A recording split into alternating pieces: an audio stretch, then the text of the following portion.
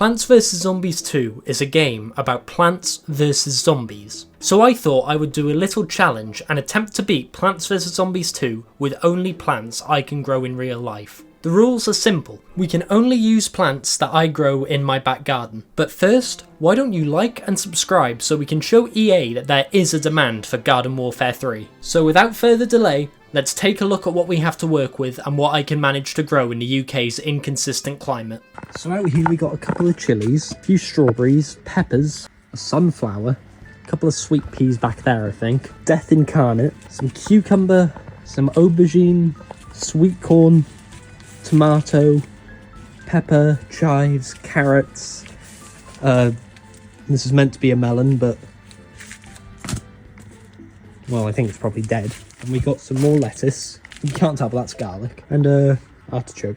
Yeah, it's an artichoke. After inspecting my back garden, I have deduced that we have the following plants to work with for this challenge: the bean flower, Mr. Cornography, the sad tomato, the dartichoke, the crackhead, the melon pult, and this little chili fucker. If need be, we are also allowed to use the iceberg lettuce and the pea shooter since I've been growing sweet peas in my garden and they're close enough for me. Now that we have our army assembled, let's get into this challenge. Also, I'm skipping the tutorial because I can only look into Crazy Dave's loving eyes for too long before I start to feel things. We officially start Egypt at day 3, where I start to brainstorm strategies and try out these new plants. And holy premium plants, Batman, these things are straight up busted. Especially the dartichoke and the sad tomato. The tomato kind of works similar to the laser boing, I guess, since it just kind of stares at people and they drop dead, but the damage this guy does is absolutely insane. But a gamer of my caliber will absolutely need all the help I can get to even attempt this challenge. Moving on to day 4, it's our first of many conveyor belt levels. Now, instead of going over these levels for the challenge, I've just decided to write in the script the first thing that pops into my head. So I've decided to ask you guys if you knew that seals' hands are always freezing cold. That, and they're just silly little cutie patooties. Day 5 is a bit more interesting since all the plants were chosen for us for this day, but it also provided us with the sunflower and pea shooter, which I'm allowed to use. I attempted this day, and it came and went faster than Donald Trump in his meeting with Vladimir Putin. Day 6 was yet another conveyor belt level, so for my second phrase of the day, I've decided to say Now we're at day 7, it's finally back to business. We tried out our artichoke, and my god, this thing can really dish out the damage, but for the high cost of 225 sun, I don't really know if he's an S tier plant just yet. But since we're still in ancient Egypt, I haven't exactly had the best opportunity to try out this plant to its full potential. Moving on to day 8, we try out another one of our plants. This strawberry looking fella, who kinda just sits there. But the second I gave this fucker some plant food, he turns into Benjamin Netanyahu and commits multiple war crimes with a big fat fucking smile on his face. I was so shocked with the obscene power of this premium plant, I just had to try it again. So I moved on to day 9, waited until the end of the day where the zombies filled the screen, and gave him some more plant food where he committed further atrocities once more. It was around this time I started to wonder if this challenge would actually be too easy, but like the brave little gamer that I am, I soldiered on. But don't worry guys, I'm sure to lose my mind at some point during this challenge, since I am ungodly shite at PvZ.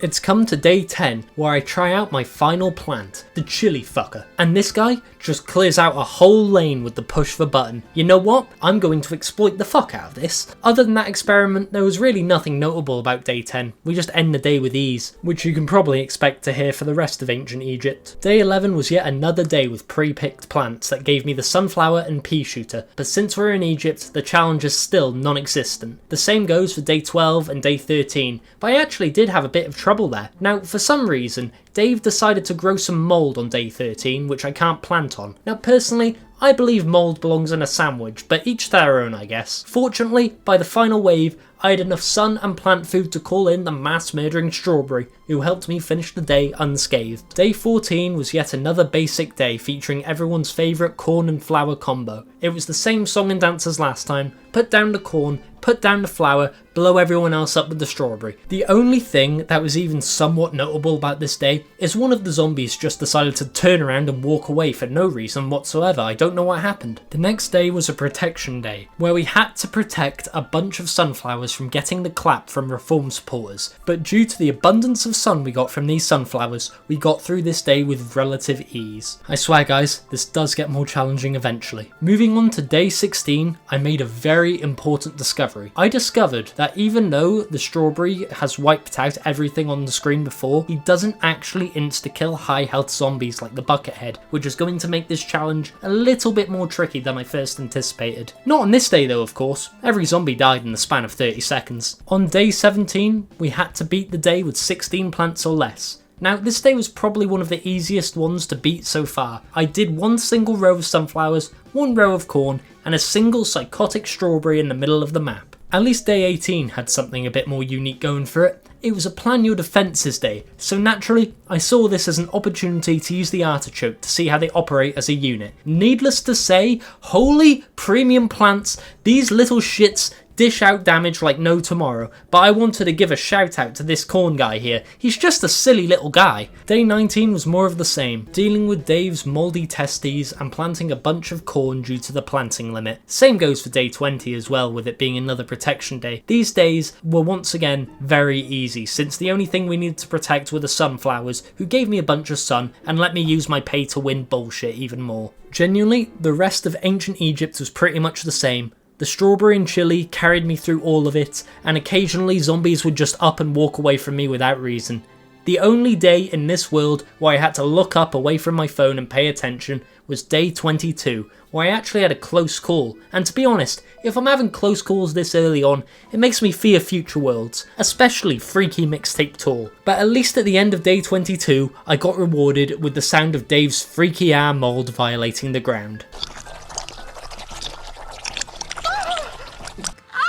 So with the only remotely challenging day out the way, we blast through days 23 and 24 and encounter our first gargantua. The only thing I can say is I'm willing to bet these fuckers are going to be a massive pain in my ass in the future, since not even 3 strawberry plant foods would take this fucker down, and he's the weakest version of the Garg. But with him dead and begging for mercy, we can go and take on the Zomboss of this world. Now, for this boss, I decided to call up an old friend. I had Zeus come in to save the day, and with the help of our good old friend, Zomboss is down and we can make our way onto the pirate seas. But since this is the beginning of my official return to PvZ, I'm going to make you wait until next week. I hope to see you all there, and if this video does well enough, I'll do the next episode entirely with a pirate accent. And if you aren't there, don't forget, I know where you live.